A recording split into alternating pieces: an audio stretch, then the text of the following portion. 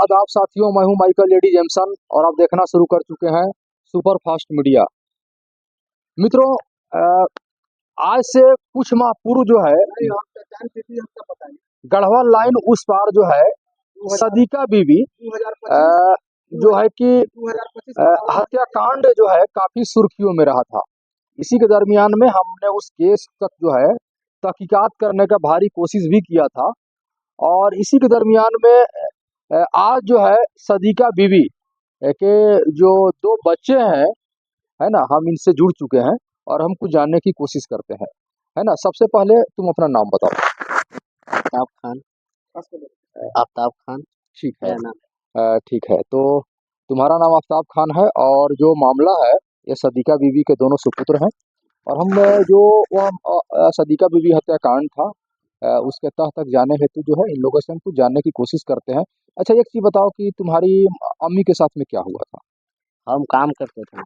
जब हम घर अपने घर है ना, तो मेरी मामी घर आते थे, मेरी डेली घर आते थे। तो पूरी रात में हम आए ना, तो मेरी मामी जो खाना हमको दी, मेरी मामी के साथ एक और आदमी था।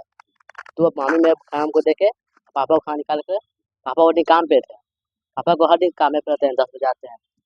तो मामी हमको खाना दे के बोले कि बाबू खा के सो जाना, मामी की तबीयत खराब है। हम भी आज खा के सूट गए।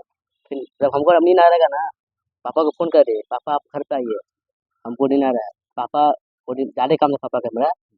फिर पापा को फोन किया, पापा है ना, सब फिर सो गए। फिर अच्छा जब अच्छा, एक एक चीज हमको बताओ, जैसे कि तुम्हारे पापा जो कि समीम खान जी हैं, तो इन पर जो है कि तुम्हारी मम्मी की हत्या का आरोप लगा है, नहीं, इस पर तुम क्या कुछ कहोगे? मेरे पापा का कसूर है। मैं मामी हमको मामी के पास शक है। अच्छा, मतलब कि पापा तुम्हारे बिल्कुल बेकसूर हैं, मामी है ना। तुमको मतलब कि अपने मामी पर शक है ना। अच्छा, मामी ऐसा क्यों कर सकती है, हमको बताओ। क्योंकि मामी हम पापा को पीछे पड़ रहे थे। और मतलब कि इस अंदेशा से वो जो है मतलब कि इनके मतलब कि और उनके मतलब कि बीच से निकालने के लिए जो है ना, ऐसा वो कर सकती है ना। ठीक है, तुम्हारी मामी का क्या नाम है? मामी के नाम है, क्या नाम बोल रहे तुम्हारी मामी का नाम क्या है? हैं? मामी का नाम सहीना बीबी नाम है। सहीना बीबी, ठीक है। वो कहाँ के रहने वाली है? और मझाव का रहने वाली है, मझिया संपुरवा। अच्छा, मझियाव सोनपुरवा की रहने वाली है। तो वो क्या यहाँ पे अक्सर आती जाती थी? डेली आती थी, मतलब अच्छा कि जब मन तब। अच्छा, उसको यहाँ पर आने के पीछे क्या कारण था? वो आती थी, मतलब कि मेरे मम्मी के भाई का थी। हाँ, अच्छा, चलो ठीक तो है। डेली आती थी, फिर दे जाते थे। अच्छा, ठीक है। एक और बच्चे हैं जो कि सदीका बीवी का। हाँ, तुम्हारा क्या नाम हुआ? आफ्ताब खान। अच्छा, तुम्हारे पापा पर जो है इस तरह का आरोप लगा हुआ है कि तुम्हारी मम्मी का उसने हत्या किया है, क्या सच्चाई है, बताओ हमको। मतलब कि मम्मी का मौत जो है सांप काटने से हुआ सांप है। काटने से, आप दाना की बीमारी से। अच्छा, दमा का भी बीमारी था? अच्छा, ठीक है। अच्छा, जिस समय तुम्हारी मम्मी का ऐसा जो हादसा हुआ था उस समय तुम कहाँ थे? हम सो गए थे। सो गए थे? तुमको कैसे जानकारी हुआ, बताओ। हम लोग को मामी उठाई थी। मामी उठाई थी? हाँ। तो ठीक है, मामी उठा करके क्या तुमसे बोली? बोली कि देखो तुम्हारे मम्मी का पेट फूलने लगी। फिर उसके बाद उसको ए, उ, उ, शायद कुछ हो गया है कुछ ना। हो गया। तुम देखो जा करके। तो जब तुम अपना मम्मी को जब देखे तो तुमको क्या लगा? मम्मी उस समय तुम्हारा जिंदा थी या गुजर चुकी थी? मुझे जो कुछ। चलो ठीक है। तो मित्रों, ये जो दोनों बच्चे हैं सदीका बीवी के दोनों सुपुत्र हैं।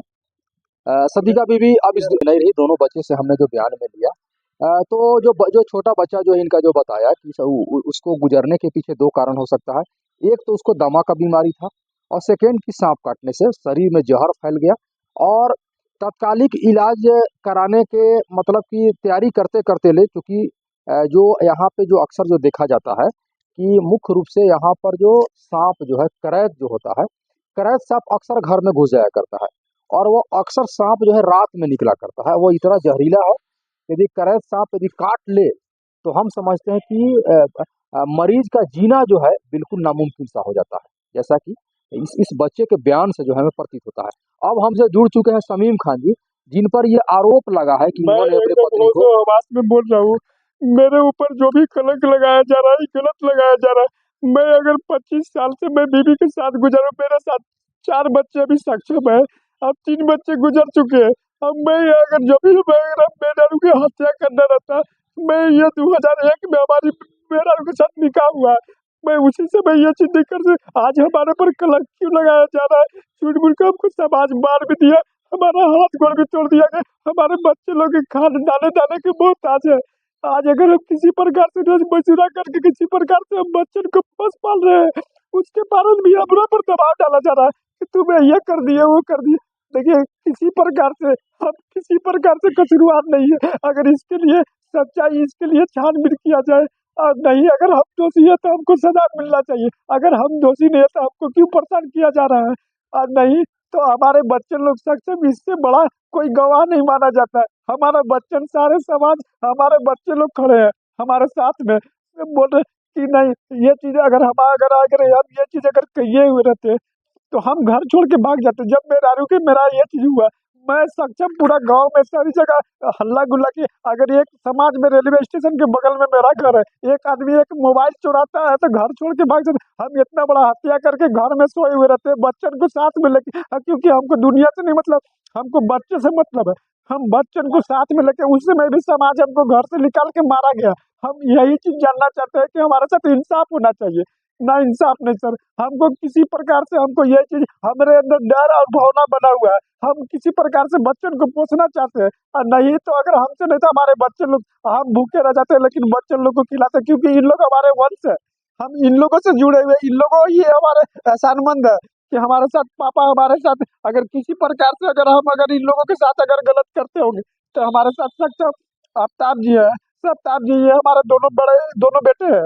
और बंद एक छोटा बच्चा है जो 1.5 साल का है। कैसे तू गलती से उसका माँ के दूध नहीं पिया तो तू अभी हो जाता है, तो इसके कसूरवार हम ही हो जाते। एक मेरी बच्ची है, अचानक दुर्घटना में इस प्रकार से जिस समाज से समाज हमको मारा गया है, अगर कोई घटना हमारे साथ हो जाता है हमारे बच्चे लोग तो मंदिर या मस्जिद के बगल में भीख मांगने के लिए असमर्थ हो जाएंगे।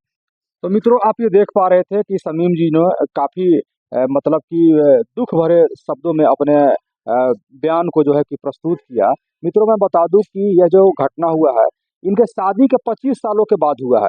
मेरे आ, पास निकाह का पेपर है, मेरे पास सारा प्रमाण है। अगर किसी प्रकार में कहीं भी अगर कहीं भी हमको बोला जाए कि भैया कब भी किए थे, हम प्रमाण दिखाएंगे कि हम इतना। लेकिन हाँ, कहने का मतलब है जिस समय हमारे सच्चाई बात सारी बात हमारे बेटा बयान दे चुका है कि उस समय घटना स्थल पर क्या हुआ क्या नहीं, लेकिन हम तो उसका देखे हमारी जीवन साथी है, हम उसके साथ छल बल नहीं कर सकते।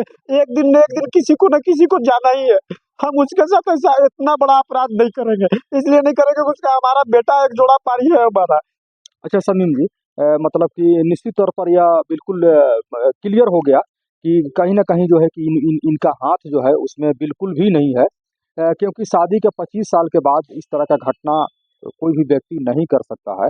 कहीं ना कहीं इनको इसमें फंसाया गया है और उसमें इनको जो है कि आरोपी बनाया गया है, जो कि बिल्कुल कहीं से भी जो है ये मतलब कि इसमें इनका नाम को लाना ही बिल्कुल जो है हास्यास्पद सा है। और बिल्कुल ही कह लीजिए कि साजिश के तहत जो है इनका नाम को उसमें इन्वॉल्व किया गया है। शादी के 25 साल के बाद रेलवे स्टेशन के बगल में गैर कानूनी काम होता है जिसमें हम इन्वॉल्व सारे समाज को डांटते मारते हैं, इसके कारण से कि कोई भी गैर कानूनी काम मत करो, गलत मत करो, मेहनत मजदूरी करो। इसी का बुराई के परिणाम हमको भोगना पड़ा। हमारे बच्चे लोग से सक्षम एकदम बयान ले लिया जाए, कभी भी हमारे बच्चे लोग एकदम कहीं भी खड़े होकर कहने के लिए जिस जगह पर अगर आप लोगों को सकता हो कि हम बच्चन को डरवा रहे हैं धमका रहे हैं, हमारे हमसे किनारे ले जाके बच्चन को ले जाके पूछताछ कर सकते हैं कि हमारा पापा किस प्रकार से है। तो हम इन लोगों को कभी भी कलेजा फाड़ के कहेंगे नहीं अपने पापा भूखे रह जाएंगे, लेकिन हम लोगों को खिलाते हैं। आज से नहीं, हम लोग हमारी मम्मी के साथ 2001 में ब्याह की है, नवंबर में 22 नवंबर के, क्योंकि मेरे पास पापा का प्रूफ है। जिस समय पापा निकाह किए थे उसका प्रमाण पापा के पास है।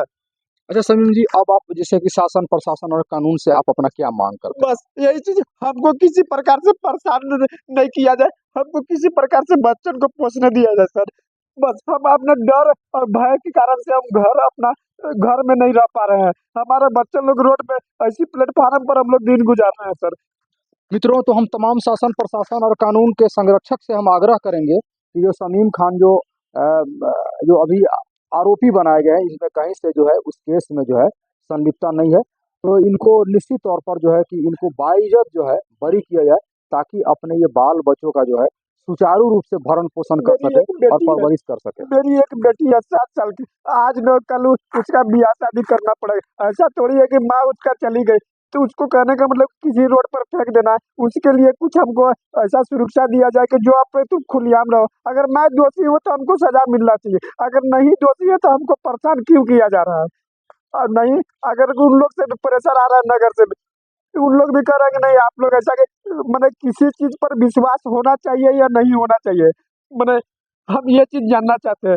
सबसे बड़ा चीज होता है मीडिया। मीडिया से बड़ा कोई सच्चाई नहीं है। अगर मैं दोषी हूँ तो हमको सजा मिलना चाहिए, अगर हम दोषी नहीं है तो हमको क्यों परेशान किया जा रहा है।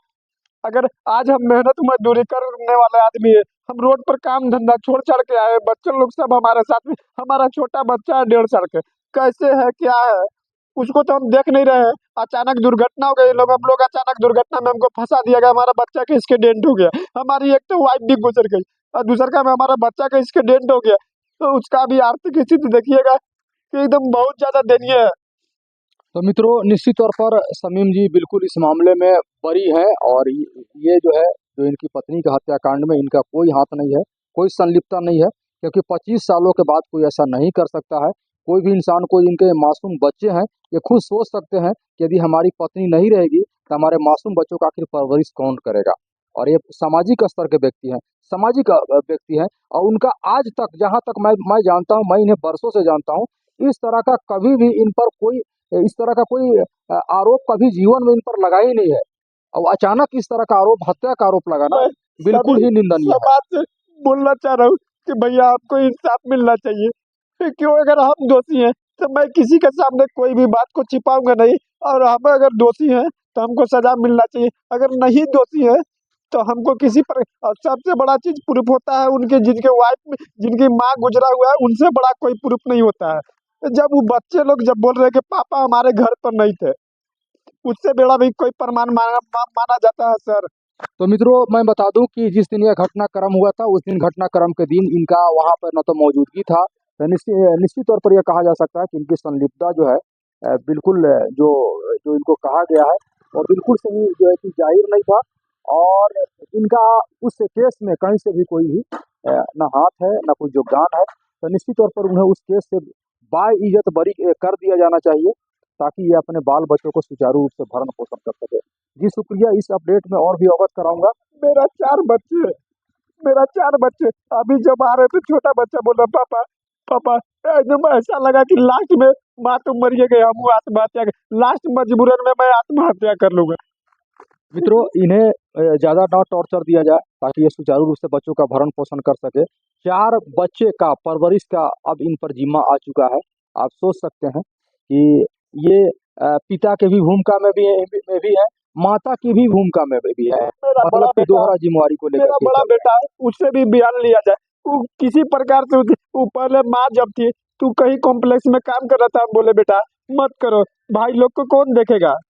अगर आप तो ड्यूटी करने जाइएगा तो भाई लोग को कौन बेटा, हम इतना कमाएंगे ना, इतना मेहनत करेंगे कि आप लोग एकदम सुरक्षित रहिएगा।